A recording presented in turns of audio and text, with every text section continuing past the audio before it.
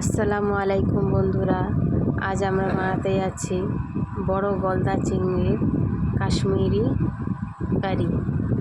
তো দেখুন, এখানে আমরা বড় সাইজের গলদা চিংড়ি নিয়েছি। এগুলো আমরা পুরো খোলা শুদ্ধ সব ছাড়িয়ে পরিষ্কার করে নিয়েছি। এবারে আমি নুন আর হলুদ দিয়ে সামান্য এটাকে জাল করে নিচ্ছি।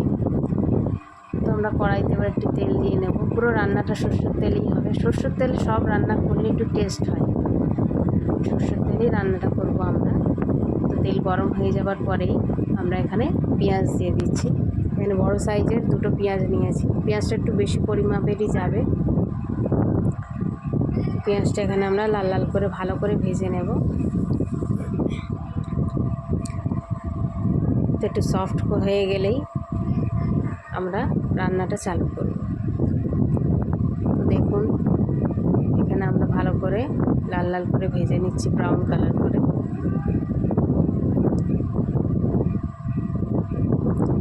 দেখুন, আমার পেঁয়াজটা প্রায় সফট হয়ে গিয়েছে অনেকটা। আর একটু ভাজা ভাজা করে নেব। দেখুন, লালচে মতন হয়ে গিয়েছে, কালারটা অনেকটাই লালচে হয়ে এসে গেছে। সরষের তেলে দিলে রান্নাটা টেস্ট লাগে খেতে। তো দেখুন, আমার পেঁয়াজটা প্রায় লাল হয়ে গিয়েছে। এবার আমি চেরা কাঁচা লঙ্কা প্রায় 3টে দিয়ে দিলাম।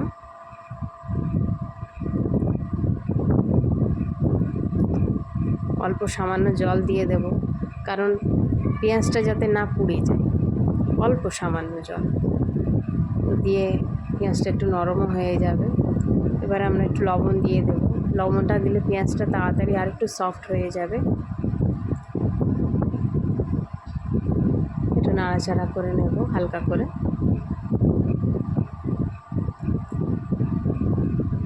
এবার আমরা বাকি মশলাগুলো সব দিয়ে নেব। এখানে আদা রসুন বাটা নিয়েছি, ফ্রেশ হাতে বাটা আদা রসুন বাটা। হাতে আদা রসুন বাটা নিলে কি হয়, তরকারি যে কোনো তরকারি টেস্টটাই আলাদা। আমরা মিক্সিতে পিষলে জল বার হয়ে যায়, জলের সাথেই পিষতে হয়, তো ভালো হয় না। তো আমরা ফ্রেশ আদা রসুন বাটা নিয়ে নিলাম গুঁড়ো লঙ্কা। ভালো করে নাড়াচাড়া করে নেব। প্রত্যেক রাউন্ডে আমরা একটা করে মশলা দেবো, একবার করে নাড়াচাড়া করে কষিয়ে নেব। তো এখানে আমরা 1 চামচ মতন হলুদ গুঁড়ো দিয়ে দিয়েছি, 1/2 চামচ ধনিয়া গুঁড়া দিয়ে দিলাম। একটু ভালো করে প্রতিবারে একটা করে মশলা দেবেন আর একবার করে নাড়াবেন। এতে কী হবে, মশলাটা পুড়বেও না, পেঁয়াজটা পুড়ে যাবে না এবং সুন্দর একটা কালার আসবে। দেখুন, আরেকটু আমি জল দিয়ে দিলাম। মশলাটা এবার ভাজা ভাজা করে নেব। এখানে দেখুন, আমরা টমেটো নিয়েছি 2 পিস, ছোটো সাইজের, খুব বেশি বড় না, খুব বেশি ছোটও না, মিডিয়াম সাইজের। আমরা মিডিয়াম সাইজের নিয়েছি 2টো টমেটো।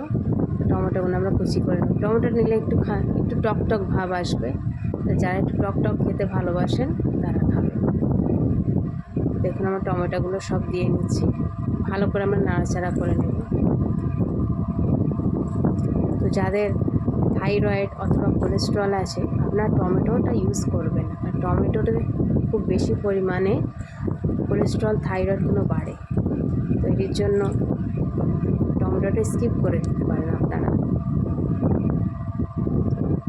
টমেটোটা দিলে একটু টেস্ট হয়, একটু টক ভাব আসে।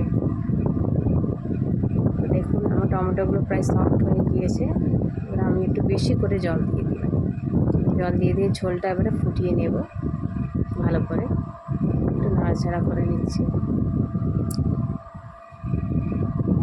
দেখুন, ফ্রেশ ধনিয়া পাতা নিয়েছি। ধনিয়া পাতাটাকে ছোটো ছোটো করে আমরা কুচি করে নেব। দেখুন কেমন সাইজের করছে, আপনি দেখতেই পাচ্ছেন আপনারা। ছোটো ছোটো করে ধনিয়া পাতাগুলো কুচি করে নিয়েছি। তো এইবারে আমরা চিংড়ি মাছগুলো, দেখুন বয়েল করা চিংড়ি মাছগুলো আস্তে আস্তে একটা করে আমরা দিয়ে দেব ঝোলের উপরে। ঝোলটা একটু ফুটতে হবে, একটু ফুটে উঠলে তারপর আপনারা চিংড়ি মাছগুলো দেবেন।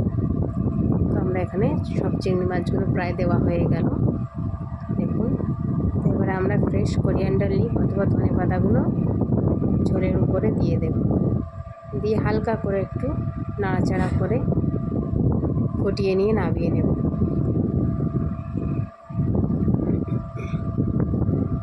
আপনাদের ভিডিওটা ভালো লাগলে অথবা আমার চ্যানেলের সব ভিডিওগুলো ভালো লাগে অবশ্যই একটি করে লাইক, শেয়ার অ্যান্ড সাবস্ক্রাইব করিয়ে দেবেন।